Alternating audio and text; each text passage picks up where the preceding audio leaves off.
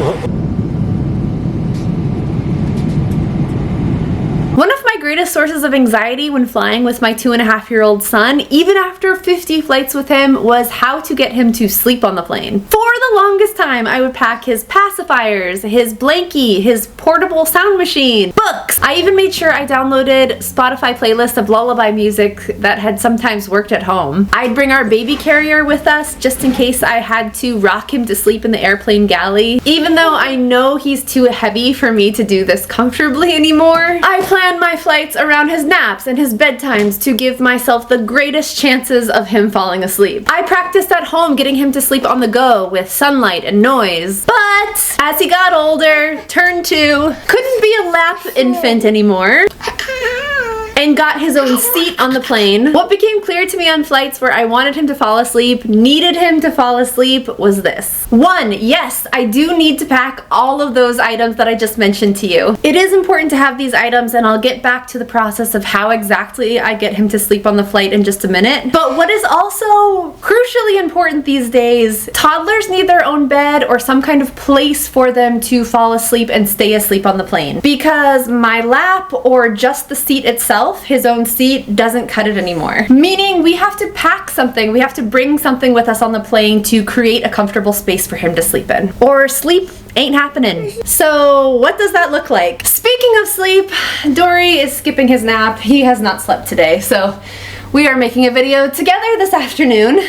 Okay, let's run down your options for airplane beds really quickly here. Number 1, if your toddler sleeps really well in the car, mine does not, you can bring your car seat on board the plane. There are a few other big cons for me with this option. It's annoying to lug around. There's potential for kicking the seat in front of you, which is not fun to deal with. And my son's issue, which is that he just doesn't like to be contained, stuck in a seat for long periods of time, and you can't move it. It's just there in the seat. Your second option, do you know what the bulkhead row of the plane is? It's basically the front row of each section of the plane that has significantly more leg space. So if you're okay with your toddler being on the floor, you could choose to sit in this row, bring some blankets and pillows with you on the plane, and make your toddler a little floor bed at your seat in the bulkhead row. The cons here being that if there's any turbulence, you'll have to wake them up and buckle them back in their seat. It's not the safest. It can be pretty bright and noisy in my experience because it tends to be closer to where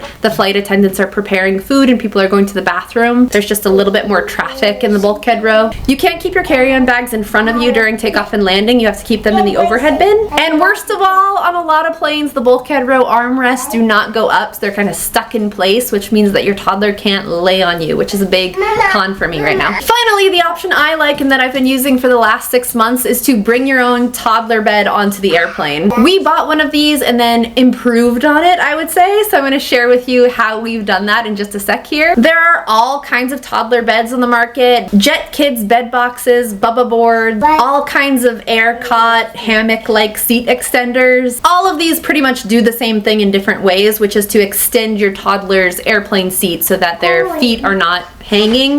The seat is more like a lay flat bed. This is the one that we have. It's just a basic inflatable footrest from Amazon. It takes like a minute or 2 maybe to blow up. I blow it up manually. You don't need to pump or anything. And this squeezes down into the seat. It's a, you know, like this big, a blow-up footrest. Takes even less time to deflate later. We bring his blanket, and then a lot of times we use our jackets and our sweaters to make more of a comfortable bed for him. But then, this is the super secret way that we improve on this whole bed design. We also bring one of these thin baby muslin blankets with us on the plane, and a couple of clips, like some kind of clothesline clips, or whatever these are, dollar store clips. And we create a little canopy for him on the airplane so that the lights are not bothering him so much and are less likely to wake him up. So he's in his own little cozy cocoon on the plane and hopefully stays asleep for longer. Word of warning, I have heard from other parents that some airlines don't allow these, so you are going to want to check your airline's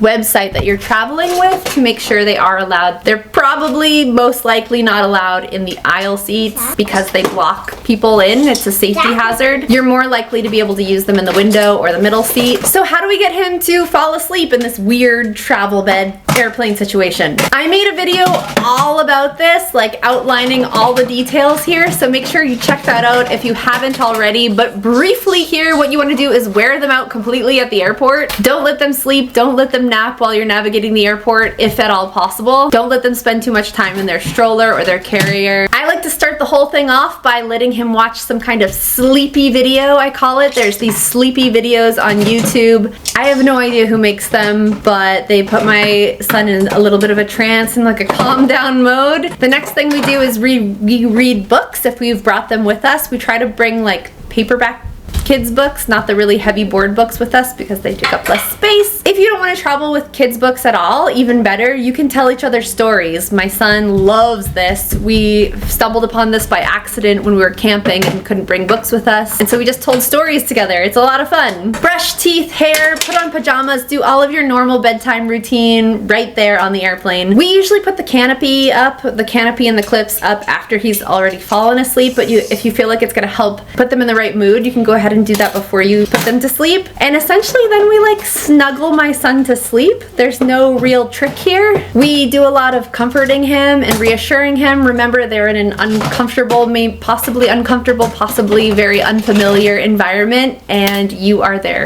safe space. So just reassuring them, making them feel very comfortable,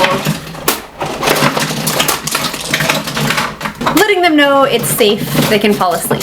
Dory, really, you're supposed to be sleeping.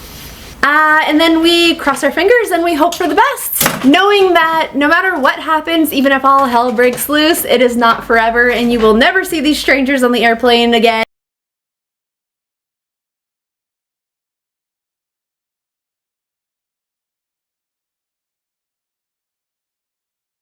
Failed potty training plus failed naps. It's been a day.